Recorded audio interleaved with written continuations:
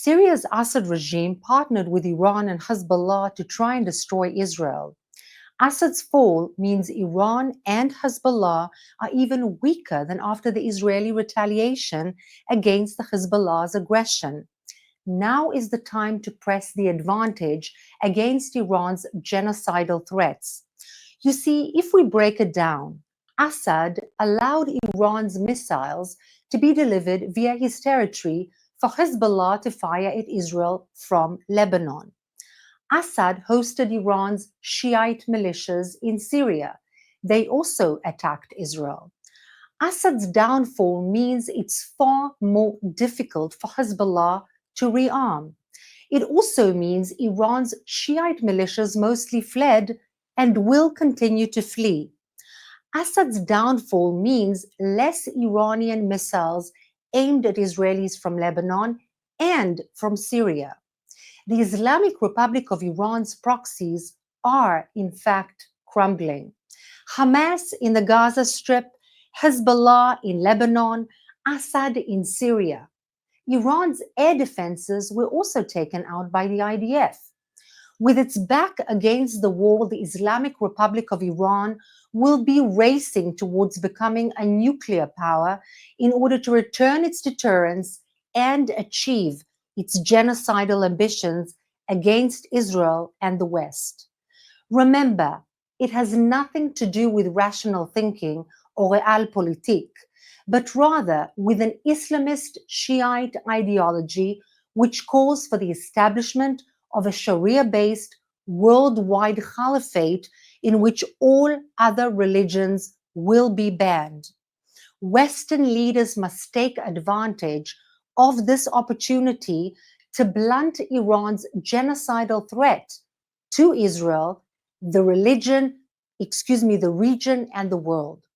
So now, what do you think will happen next in Syria? An Iran-backed Syria with genocidal Assad at the helm was dangerous for Israel. A Turkey-backed Syria can also be dangerous for Israel and the region. While the current Sunni militias say they want a Syria free for all its citizens, including minorities, but many of Syria's rebels are backed by Turkey. Now remember, in the summer of 2024, Erdogan called for the destruction of the state of Israel. The world must listen. Turkey's President Erdogan is a disciple of the Muslim Brotherhood. It can also be destabilizing for the region in general, including for Egypt, Jordan, the UAE, Saudi Arabia, and more. They all see the Muslim Brotherhood as a threat. Erdogan is also competing for leadership of Sunni Islam. Erdogan is joined with super wealthy Qatar in supporting Muslim Brotherhood ideology. Remember that Erdogan is also a NATO member with a very strong military. Qatar broadcasts Islamist ideology on its state TV, Al Jazeera, and has all the funding which Turkey lacks. Both Qatar and Erdogan's Turkey host Hamas leadership together. Now, let's take some questions from our audience watching live on social media. Ruth, our first question comes from Katie on Instagram. What is actually happening on Israel's border with Syria? Well, as I said, the rebels are not one of a kind. They're all different kinds of rebels grouped together against the Assad regime. Those that are closest to Israel's border seem to be more leaning towards the Free Syria rebels. There are some Druze also closest to the border. These are the kind of groups that are closest to the Israeli border, but not necessarily all of them. Israel is making sure that no one actually exceeds the internationally recognized line that cannot be exceeded in terms of the international agreement and the UNDOF international forces which are there to maintain that line. And that is for the protection of the Israeli civilians. Thank you. Danny on X asks, in Lebanon, I heard that Christians and Druze groups were opposed to Iran-backed Hezbollah, but in Syria, the same groups supported Iran-backed Assad. What's going on with that? What will happen to those minorities now in Lebanon and Syria? So this is a very good question. In general, minorities tend to stick to those who can actually protect them, in a manner of speaking, almost without a kind of a different route, a different opportunity. The Druze and other groups were actually leaning upon the Assad regime, not because they supported the Assad regime, but because they had no ability to protect themselves against invasions, against jihadists, and so on. In Lebanon, it was a little bit different because there was the Hezbollah that was against the Christians and against the Druze, and they co-opted together with the Palestinians at the time in order to really embark on a battle against the Christians and against the Druze. So that's what happens usually according to the circumstances. Now, the rebels are saying, at least declaratively, that they will protect all the minorities in Syria, that Syria is united for all the minorities, etc., and all of the Syrians will be freed together. We'll have to wait and see what will reality bring forward. Our next question is from Instagram. What can you tell us about Assad now? Did his plane crash? What happens next?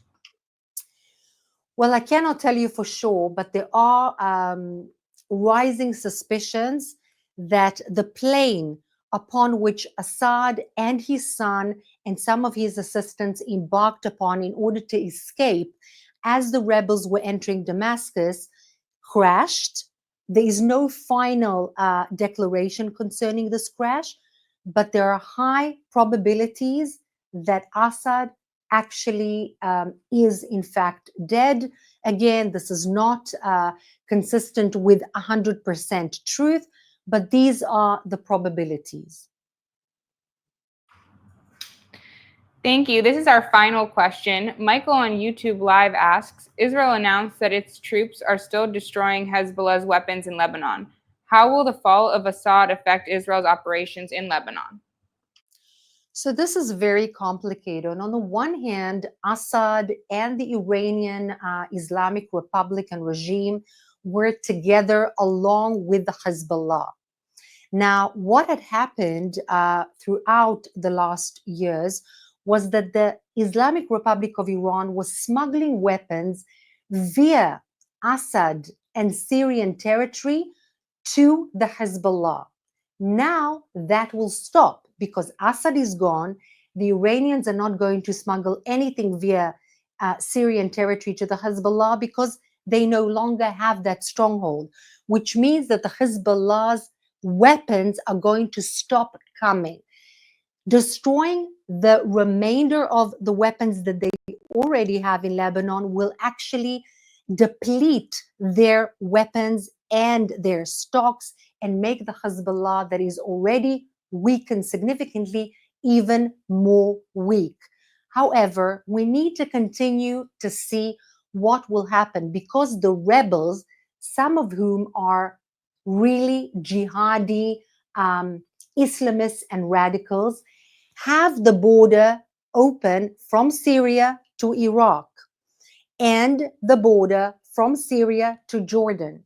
Now, we need to watch very carefully how everything plays out in Iraq and in Jordan, particularly in Jordan, because we don't want a kind of instigation of a Jordanian similar revolution with jihadis coming to power in Jordan itself, which has a very long border with Israel. So we need to keep our eyes open as to the developments at the moment.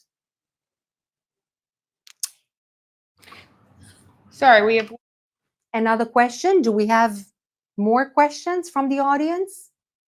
We have one additional final question. Benny Lewis on YouTube asks, why isn't Russia more supportive of Israel considering Hamas holds so many Russian captives? Well, Russia is first and foremost having many interests, strategic interests in Syria, particularly in the port cities right by the sea, in Latakia and other places that were a stronghold of the Assad regime, the Alawite regime. However, because in recent years it is bogged down with its war in Ukraine, it decided that finally, in the last days, the Assad regime became more of a liability rather than an asset, and actually moved out and left the Assad regime, which is one of the reasons why the Assad regime actually collapsed.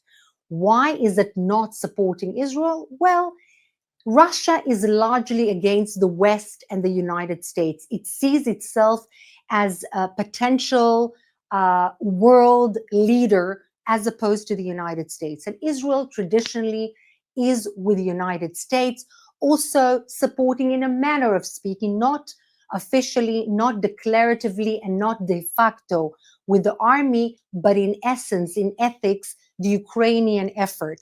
And that's why Russia was on the Iranian side, the Assad side, and the Hezbollah side, mainly also because not only its strategic assets in Syria, but also it was dependent on the Iranian support vis-a-vis Ukraine.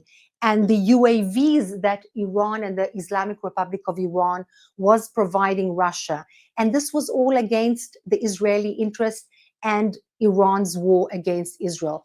So just to mention that puts you in a manner of speaking of a black and a white world. But no, dynamics change. When we see the change in Syria, perhaps interests will change as well. And we need to focus and watch all of those role players and see what comes to pass in the next days and weeks.